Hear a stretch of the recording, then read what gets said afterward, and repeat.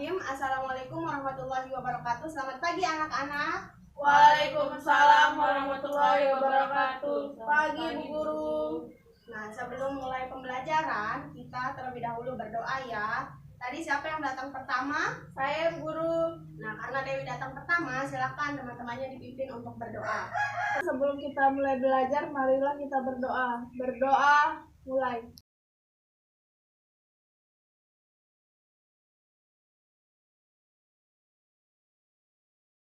Berdoa, selesai. Terima kasih ya sudah dipimpin teman-temannya berdoa. Sekarang di absen dulu ya, Awanda Putri Sarnita hadir. Hadir, Bu Guru. Nah, hari ini kita akan belajar tema 1, indahnya kebersamaan, subtema 1, keberagaman budaya bangsaku, pembelajaran 4. Nah, di sini tujuan pembelajaran kita pada pagi hari ini yang pertama yaitu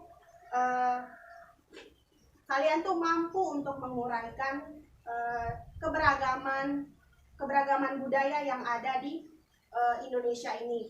Yang kedua, kalian mampu untuk menyajikan keberagaman budaya yang ada di Provinsi Nusa Tenggara Barat ini. Nah, terus yang ketiga itu kalian mampu untuk menganalisis gagasan pokok dan gagasan pendukung. Yang terakhir yaitu kalian mampu menganalisis pentingnya sikap persatuan dan kesatuan. Keragaman budaya yang dimiliki oleh Indonesia itu sangat amat banyak. Jadi sebagai warga negara Indonesia kita harus bangga menjadi bagian dari negara Indonesia itu sendiri. Nah, keberagaman yang dimiliki Indonesia itu sangat amat beragam. Dimulai dari ciri khasnya, ada karakteristiknya yang berbeda-beda di setiap daerah.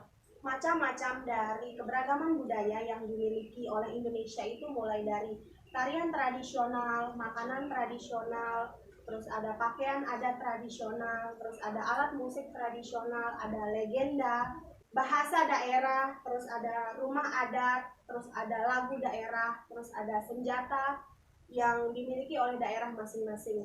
Nah, di sini kita akan ngebahas salah satu suku yang terkenal di Indonesia yaitu suku Minang. Di sini Ibu punya teks akan Ibu bagikan kepada kalian. Teks di sini judulnya Suku Minang. Jadi dari teks Suku Minang ini coba kita sama-sama uraikan apa saja keberagaman budaya yang ada di suku Minang tersebut. Nah, coba sekarang Ibu Guru kasih waktu 5 menit untuk membaca teks Suku Minang itu. Dimulai dari sekarang. Silakan. Sudah selesai ya membacanya. Nah, sekarang dari teks Suku Minang ini ada yang tahu suku Minang itu berasal dari provinsi mana? Sumatera Barat. Nah, sekarang selanjutnya alat musik tradisional suku Minang. Ada yang tahu apa namanya? Talempung. Nah, betul. Sekarang tarian tradisional suku Minang. Ada yang tahu? Tarian piring. Nah, betul. Ada lagi satu, apa namanya? Tari Pasambahan. Betul. Nah, terus makanan tradisional dari suku Minang. Ada yang tahu? Sate Padang. Betul. Selain itu, Dendeng, betul. Pintar. Nah, jadi di sini kalian sudah tahu ya keberagaman yang ada di suku Minang itu apa saja, mulai dari makanan khasnya, mulai dari etnisnya, mulai dari rumah adatnya, mulai dari legendanya, dan masih banyak lagi. Sekarang coba kalian baca dulu, di sini Bu punya teksnya. Kalian baca dulu mengenai suku Sasak ini. Terus nanti bersama teman kelompoknya kalian diskusikan, uraikan apa saja yang ada di suku Sasak ini. Nah, nanti setelah itu bisa dituliskan di bagian belakangnya di sini apa saja yang ada di suku Sasak ini ya. Nah, terus sekarang silakan dibaca dulu teks suku Sasaknya. Sekarang Ibu bagikan. Nah, setelah dibaca nanti dikerjakan secara berkelompok. Setelah itu nanti ada waktu 10 menit untuk mengerjakan. Setelah itu nanti baru perwakilan dari kelompok itu maju ke depan untuk mempresentasikan. Ya, silakan dimulai dari sekarang. Silakan dibaca dulu ya.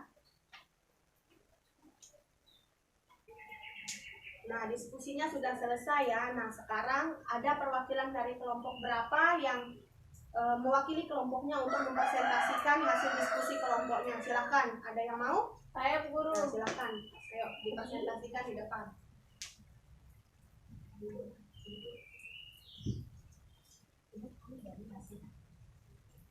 Baik, di sini saya akan mempresentasikan hasil dari kelompok saya mengenai tentang keberagaman budaya yang ada di suku Sasak. Yang pertama itu kepercayaan yang dianut oleh masyarakat suku Sasak adalah minoritas menganut agama Islam. Yang kedua itu suku Sasak memiliki adat istiadat yang unik ketika melakukan pernikahan atau bisa disebut merari. Yang ketiga, bahasa yang digunakan oleh masyarakat suku Sasak adalah bahasa Sasak. Yang keempat itu makanan tradisional suku Sasak adalah pelecing kangkung, nasi puyung, dan sate bulayak. Yang kelima, pakaian adat Sasak untuk laki-laki disebut pegon dan untuk perempuan disebut lambung. Dan yang terakhir itu rumah adat suku Sasak ada, yaitu rumah tani dan lumbung. Sekian dari kelompok saya, terima kasih.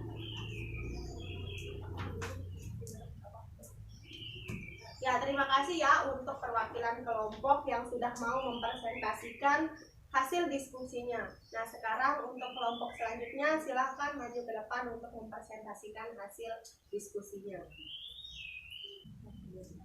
Jadi tadi kita sudah membahas salah satu suku yang ada di Indonesia. Selain itu kan masih banyak lagi keberagaman budaya yang dimiliki oleh Indonesia. Salah satunya adalah tarian tradisional. Di sini punya teks judul salah satu tarian tradisional yang berasal dari Sumatera Selatan, yaitu tarian Gending Sriwijaya. Nah, di sini sekarang Ibu bagikan dulu teksnya. Ini. Nah, sekarang dibaca dulu teksnya ini dengan suara senyap. Jadi sudah selesai ya membacanya mengenai tari Gending Sriwijaya itu. Nah, sekarang ada yang tahu apa yang dibicarakan pada paragraf pertama dari tari Gending Sriwijaya? Saya guru, yang dibicarakan itu ya tarian Gending Sriwijaya. Betul.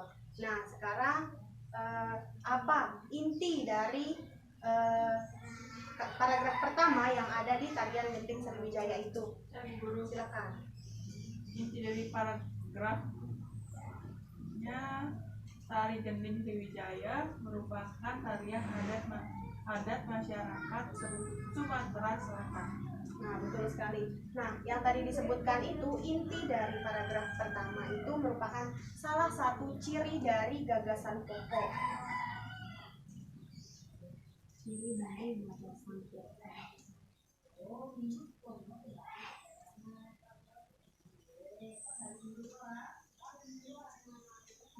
Inti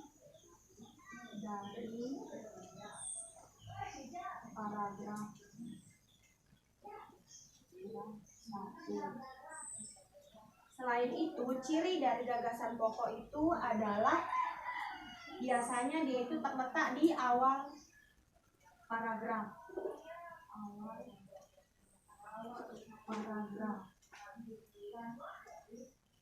Selain itu, ciri dari gagasan pokok itu adalah dia itu biasanya hanya terdiri dari satu kalimat saja.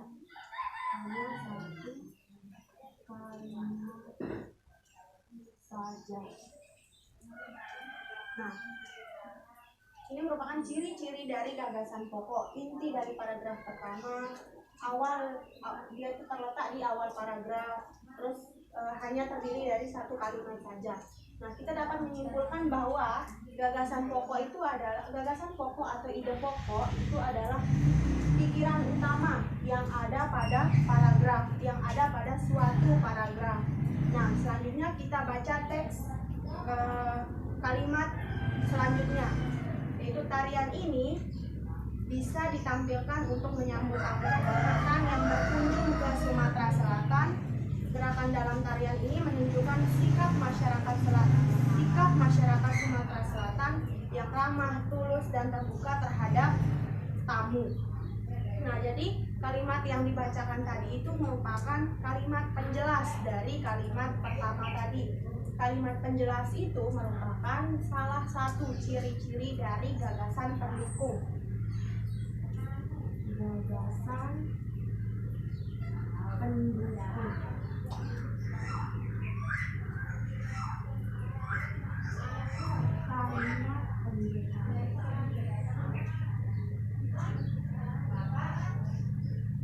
Selain itu, ciri-ciri dari gagasan pendukung ini adalah dia itu biasanya jumlahnya itu lebih dari satu kalimat. Lebih dari satu kalimat. Selain itu, gagasan pendukung ini memiliki ciri-ciri, dia itu gagasan pendukung ini tidak bisa berdiri sendiri tanpa adanya gagasan pokok. Jadi gagasan pendukung ini ada ketika gagasan pokok ini juga ada. Jadi itu merupakan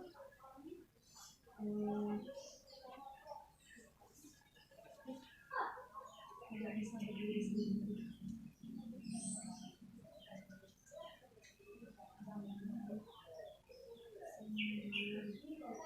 Jadi kita dapat menyimpulkan bahwa gagasan pendukung ini merupakan kalimat penjelas yang ada pada gagasan pokok, yaitu jumlahnya biasanya lebih dari satu kalimat, seperti yang ada pada teks ini jumlahnya 2 kalimat.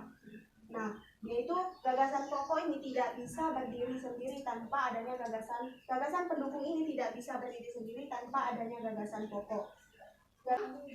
Di sini masih dengan kelompok yang sama, kelompok yang tadi yang berdua itu. Nah, di sini coba kalian diskusikan mengenai teks, salah satu teks yang berjudul Tari Kipas Kakarena yang merupakan keberagaman budaya yang dimiliki oleh Indonesia yang berasal dari Sulawesi Selatan. Nah, di sini coba sekarang nanti di sini udah ada lembar kerjanya. Nanti di sini kalian baca dulu teksnya. Nanti setelah didiskusikan, kalian analisis apa saja gagasan pokok dan gagasan pendukungnya. Nah, setelah itu nanti bersama teman kelompoknya dituliskan di sini sudah disiapkan kolomnya, ini untuk gagasan pokok dan ini untuk gagasan pendukung. Nah, sekarang silakan dibaca dulu teksnya mulai dari sekarang. Nah, sudah selesai ya membacanya, diskusinya juga sudah selesai. Nah, sekarang waktunya untuk mempresentasikan hasil diskusi kelompoknya. Sekarang ada dari kalian yang mau menjadi perwakilan kelompoknya untuk mempresentasikan hasilnya. Nah, silakan, ayo. Dengan adanya keberagaman itu kan tentunya menimbulkan perbedaan. Jadi dengan adanya perbedaan itu bagaimana caranya kita mewujudkan persatuan dan kesatuan yang ada di Indonesia ini. Nah, sekarang di sini Ibu punya satu video yang bisa kalian tonton. Setelah menonton video tadi mengenai persatuan dan kesatuan itu, coba kalian analisis apa pesan yang disampaikan dalam video itu. Ada yang tahu? Ayo Bu, Silakan. Apa? pesan yang bisa diambil dari video ini adalah dengan bekerja sama, pekerjaan akan menjadi lebih mudah dan ringan. Nah, betul sekali ya. Jadi dengan kita bekerja sama itu, pekerjaan itu akan menjadi terasa lebih ringan, lebih mudah. Nah, itu sama halnya dengan kita menjaga persatuan dan kesatuan Indonesia. Jika hanya yang menjaga itu kita sendiri tanpa ada partisipasi dari masyarakat Indonesia yang lainnya, jadi untuk mewujudkan persatuan dan kesatuan itu sangat susah. Jadi di sini diperlukan untuk kerjasama. Cara untuk mewujudkan persatuan dan kesatuannya itu dengan meningkatkan kekompakan antar masyarakat yang satu dengan masyarakat yang lainnya. Selain itu juga dengan untuk mewujudkan persatuan dan kesatuan itu kita harus saling menghargai. Karena Indonesia itu beragam, jadi banyak terjadi perbedaan dan kita harus saling menghargai antara yang satu dengan yang lainnya. Nah, dari cara mewujudkan itu nanti kita dapat memetik manfaat dari mewujudkan persatuan dan kesatuan itu. Yang pertama, negara kita akan menjadi lebih kuat, masyarakatnya juga akan menjadi lebih kuat. Nah, sekarang di sini udah ada lembar kerja yang sudah dibuatkan. Silahkan nanti kalian bersama teman kelompoknya yang tadi dianalisis mengenai contoh yang mencerminkan sikap persatuan dan kesatuan, baik itu di masyarakat maupun di sekolah. Nah, coba sekarang nanti setelah didiskusikan bersama teman kelompoknya, baru nanti maju ke depan untuk mempresentasikan hasil diskusi kalian. Nah, sekarang ada waktu 10 menit untuk mengerjakan bersama teman kelompoknya. Ada dari perwakilan kelompok untuk mempresentasikannya ke depan hasil dari diskusinya. Saya Bu. Nah, silakan Dewi Lestari, silakan ke depan untuk mempresentasikan hasil diskusi bersama kelompoknya. Kalian akan mengerjakan tes evaluasi. Di sini ada 6 soal. Di sini waktunya itu 30 menit. Jadi pembelajaran pada pagi hari ini mengenai keberagaman budaya yang ada di Indonesia dan juga mengenai gagasan pokok dan juga mengenai sikap persatuan dan kesatuan yang harus kita bangun. Nah, sebelum kita pulang, marilah kita berdoa. Sekarang Awanda Putri Sarnita, silahkan teman-temannya dipimpin untuk berdoa. Sebelum kita pulang, marilah kita membaca doa. Berdoa mulai.